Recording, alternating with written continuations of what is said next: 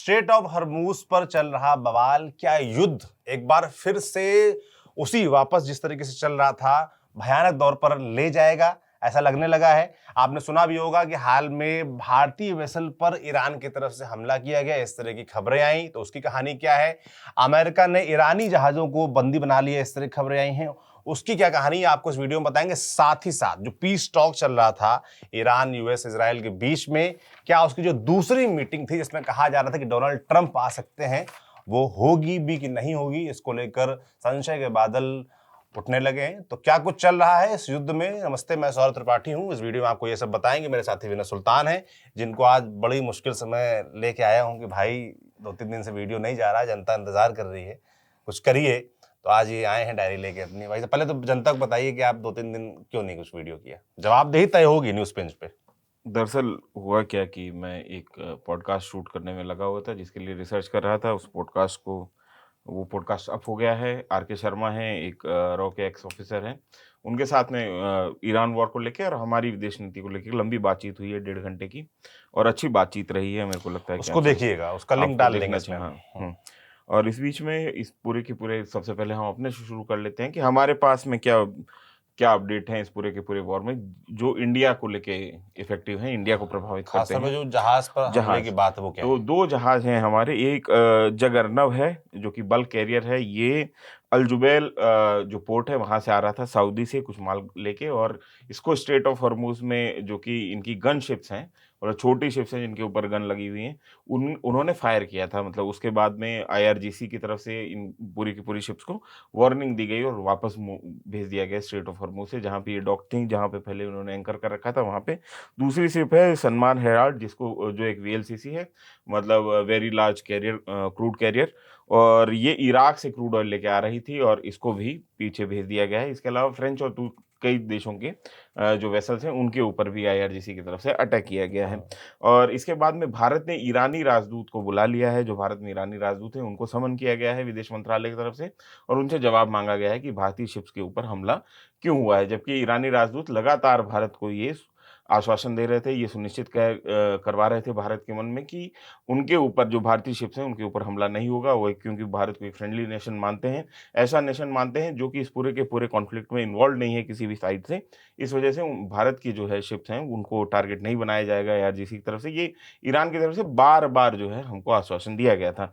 और इस आश्वासन के पीछे की एक वजह ये भी थी कि आईआरएस जो लवान है, जो कि ईरानी नेवी का एक वेसल है, जिसको हमने अपने यहाँ पे शरण दी थी जब आईआरएस डेना को हिट किया गया था टॉर्पीडो के द्वारा, अमेरिकन के द्वारा। उसके बाद में आईआरएस लेवान को कोची में अभी वो डॉक है, और उसका जो क्रू था उसको हमने सुरक्षित ईरान तक छुड़वाया था। जो एसेंशियल क्रू मेंबर्स हैं जो इस पूरी के पूरी शिप को मेंटेन करने के लिए ज़रूरी हैं, वो अभी भी कोची में मौजूद हैं। उसके अलावा जितना भी क्रू मेंबर्स थे वो चले गए थे वापस, उनको हमने पहुँचवाया था और हमने उनकी सुरक्षा सुनिश्चित की थी। तो ये एक तरीके से हमने ईरान को एक गुड फेथ में, एक कॉन्फिडेंस बिल्डिंग मेजर्स के तौर पे हमने आईआरएस लेवान को अपने यहाँ पे शरण दी थी इस दौरान, जब पूरे के पूरे स्ट्रेट ऑफ हॉर्मूज के बाहर की तरफ जो है अमेरिकन नेवी लगी हुई थी और अंदर की तरफ जो है आईआरजीसी की जो नेवी है वो लगी हुई थी। वो संकट का समय था और हमने उनके क्रू मेंबर्स को सुरक्षा प्रदान की थी। तो और ये यहाँ से हमारा जो भारत और ईरान का इस युद्ध के दौरान एक संबंध और समीकरण बनना शुरू हुआ था।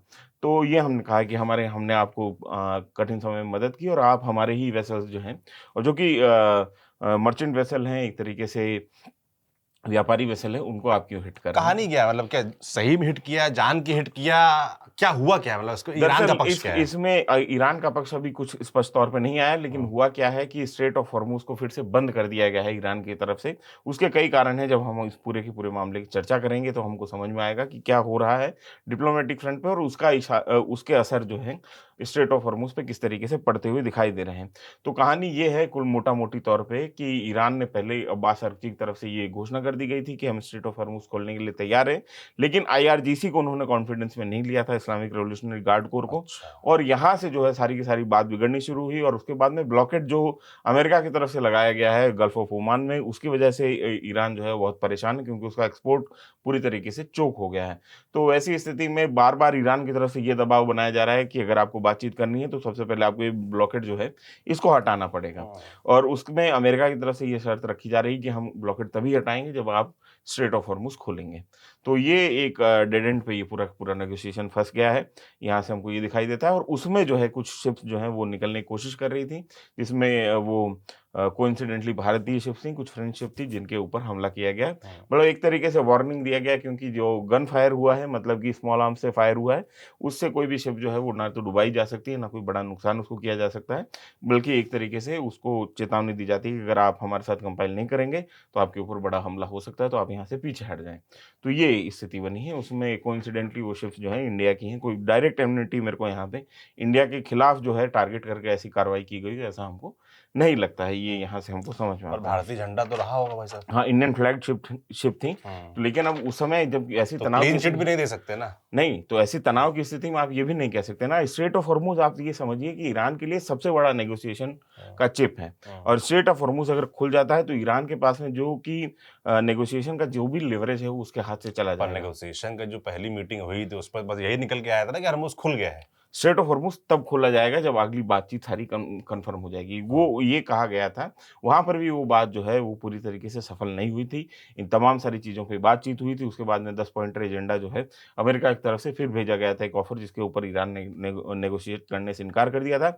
ईरान की जो सबसे बड़ी दिक्कतें हैं, वो एक तो उसके यूरेनियम प्रोग्राम को लेके है, दूसरा हिज़्बुल्लाह को पीस टॉक में शामिल किया जाए या उसको कवर किया जाए, साउथ लेबनान के पूरे इलाके को, दूसरी बड़ी दिक्कत ईरान को लेके ये है, तीसरा उसका मिसाइल प्रोग्राम है, जिसको कंटेन करना चाह रहा है इज़राइल, लेकिन ईरान ये कह रहा है कि ये अकेला हमारे पास में डिटरेंस है, अगर हम इसको ही कॉम्प्रोमाइज़ कर देंगे, तो हम जो अभी इस युद्ध में आपके सामने खड़े रह पाए, अपने मिसाइल प्रोग्राम की वजह से रह पाए, हम इसके ऊपर कॉम्प्रोमाइज़ नहीं करेंगे। तो ये 3 मोटा-मोटी जो है स्थितियाँ हमको दिखाई देती हैं। अब चलते हैं हम थोड़ा-सा सौरभ वॉर अपडेट की तरफ से कि डोनाल्ड ट्रम्प की तरफ से क्या कहा गया, और अमेरिका ने जो ईरानी वेसल है उसको किस तरीके से टेक ओवर किया। मतलब वॉर अपडेट्स में ज्यादा जानकारी डिप्लोमेसी लेवल पे है, क्योंकि अब डिप्लो वॉर तो ऐसा बहुत कुछ। बहुत साउथ लेबनान में हालाँकि लड़ाई जो है वो छोटा-मोटा तरीके से जारी है। अच्छा। पूरी तरीके से वहाँ सीज़ फायर नहीं हुआ है।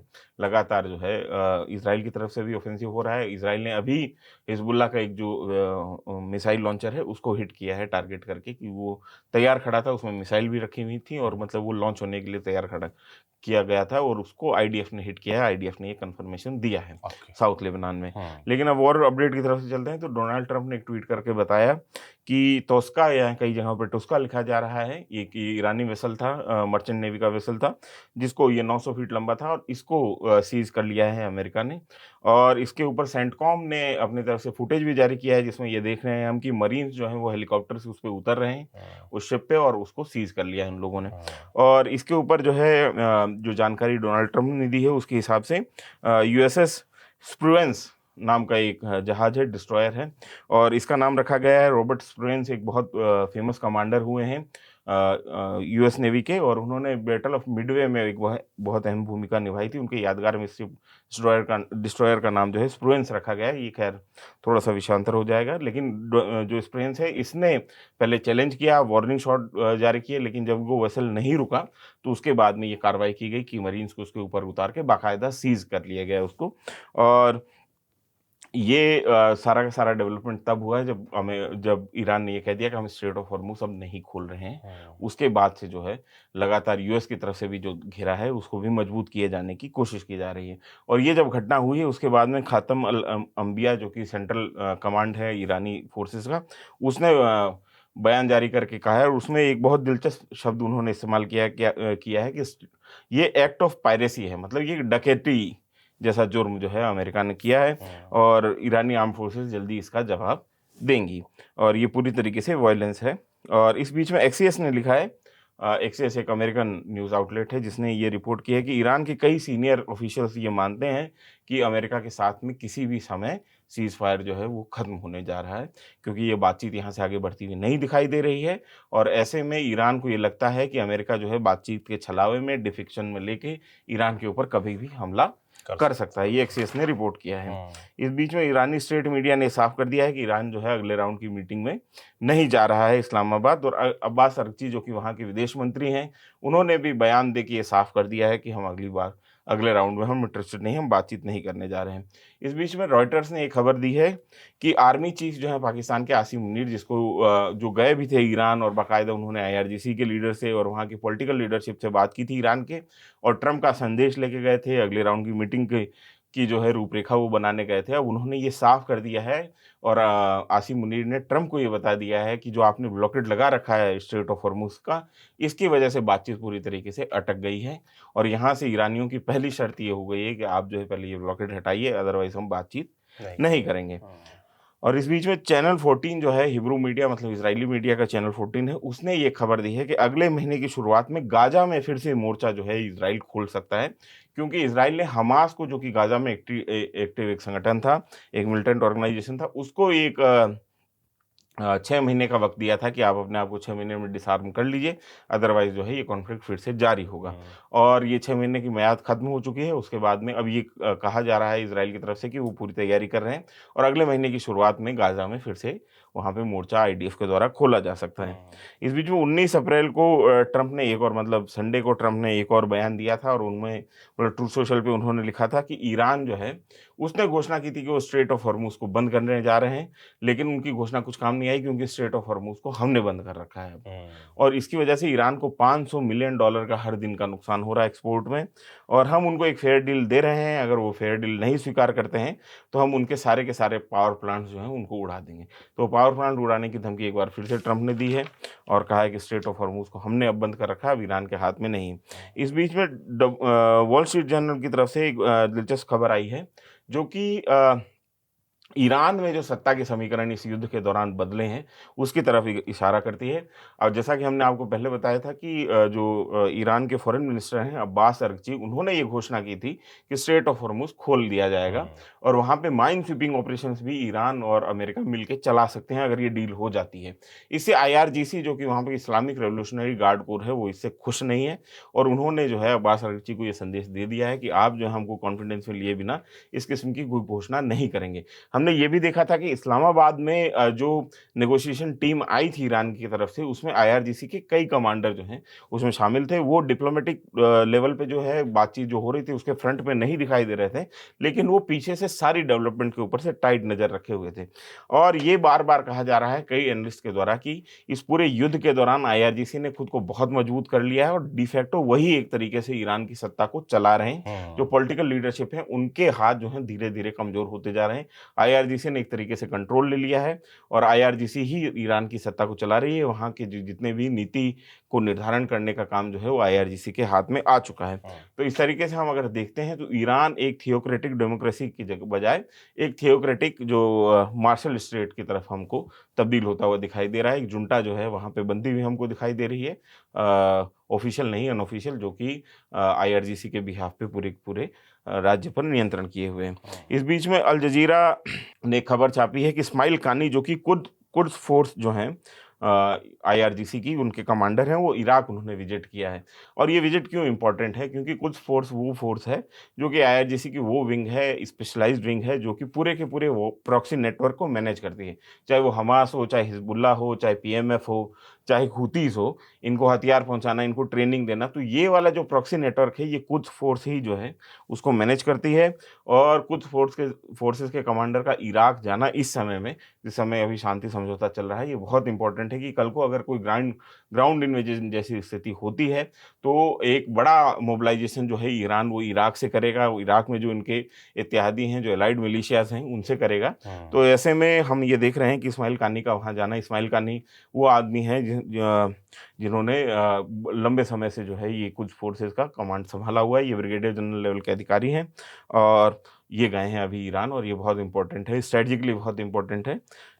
इस बीच में रशिया की तरफ से ईरान को ये चेतावनी दी गई है। इंटेलिजेंस सोर्सेज हमको ये बताते हैं कि रशिया के इंटेलिजेंस ने ईरान को ये चेतावनी दी है कि किसी भी समय आपके ऊपर एक ग्राउंड ऑफेंसिव शुरू हो सकता है। ग्राउंड पे आपके खिलाफ जो है इन्वेजन जो है अमेरिका के द्वारा तैयार किया जा चुका है उसका प्लान, और हो सकता है किसी भी समय आपके ऊपर ऐसा हमला बिना बताए, बिना किसी घोषणा के हो जाए। तो आप अपने गार्ड्स डाउन मत करिए, आप उसकी पूरी तैयारी करके रखिए।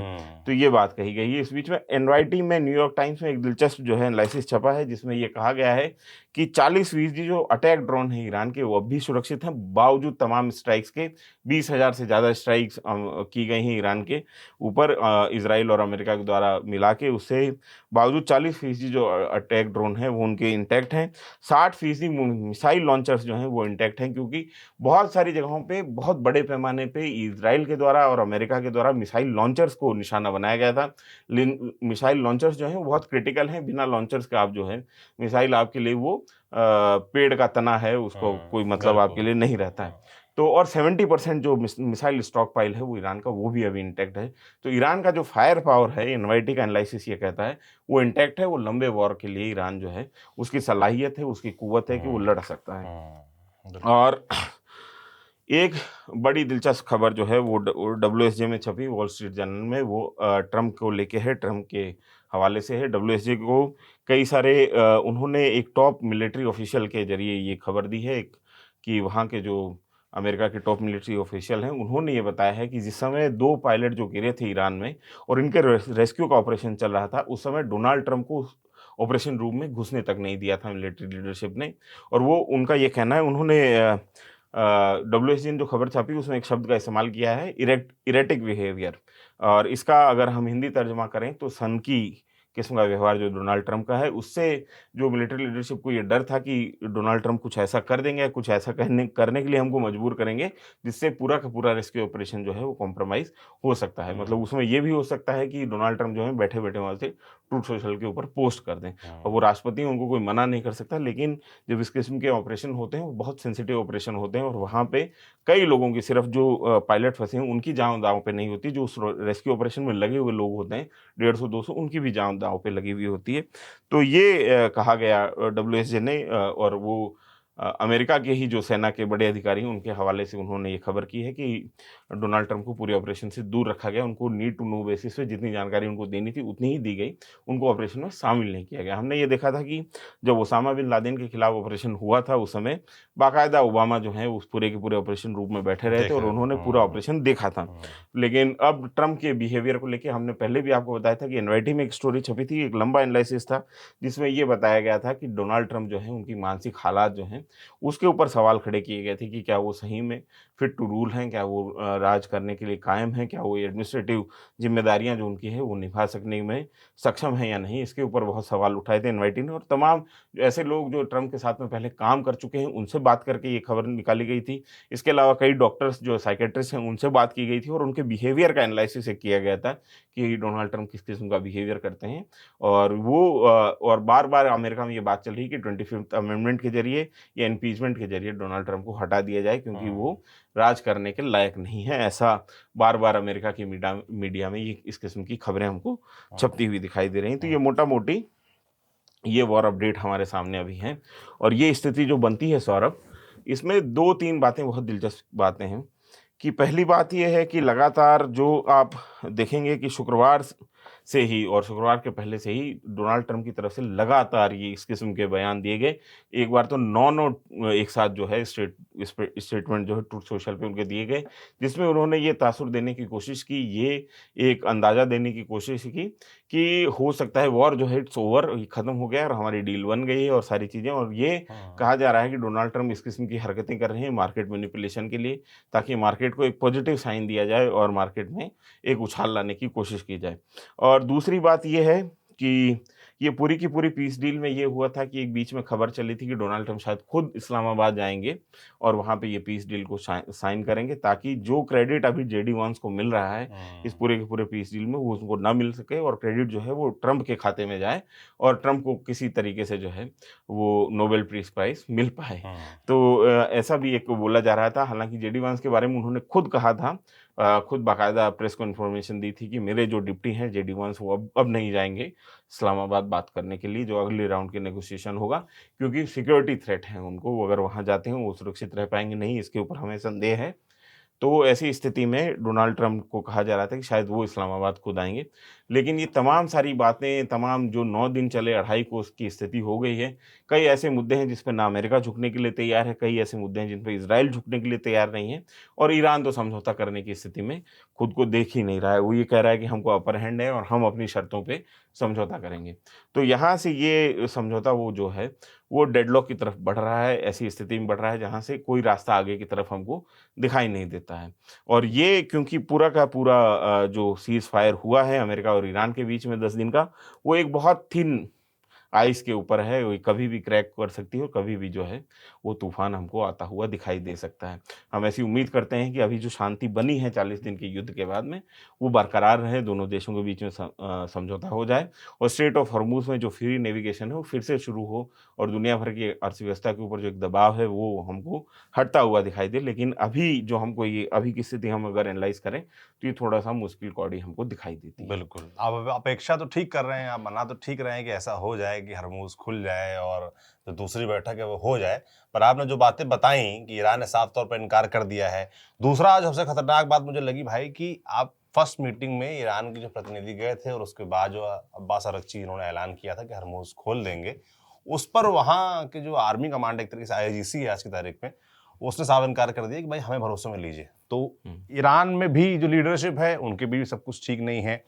जो अगर आप बात करें कि ईरान और अमेरिका के बीच बातचीत चल रही थी पाकिस्तान के ज़रिए, वो भी ठीक नहीं दिख रही है। जो स्ट्रेट ऑफ हरमुज़ की बात हो रही थी कि वो खुल जाएगा, तो वहाँ तो देख रहे हैं कि एक-दूसरे पर हमले की स्थिति बन गई है। ईरान ने कह दिया पहले ब्लॉकेड हटाइए अमेरिका से, फिर कुछ बात होगी। लेबनान पे छोटे-मोटे से पर हमले जारी हैं। इज़राइल अब गाज़ा की तैयारी अलग कर रहा है, तो वैसे में जो चीज़ें हैं, जो तस्वीर सामने आ रही है, वो बहुत अच्छी नहीं है। फिर भी हम उम्मीद करेंगे कि कुछ रास्ता निकले, कुछ ठीक दिशा में युद्ध जाए और युद्ध खत्म हो जितनी जल्दी, उतना अच्छा हो। जितनी जल्दी स्ट्रेट ऑफ हॉर्मुज़ खुल जाए पूरी तरीके से, उतना अच्छा हो। पर होगा क्या, वो तो भविष्य की गर्त में हम नज़र रखेंगे, आप तक पहुँचाएँगे। आपको ये जानकारी, ये बातचीत कैसी लगी, कमेंट बॉक्स में लिखकर ज़रूर बताएँ। मेरे साथी मेरा सुल्तान है, मैं सौरभ त्रिपाठी, कैमरे के पीछे ऋषि हैं। शुक्रिया। शुक्रिया।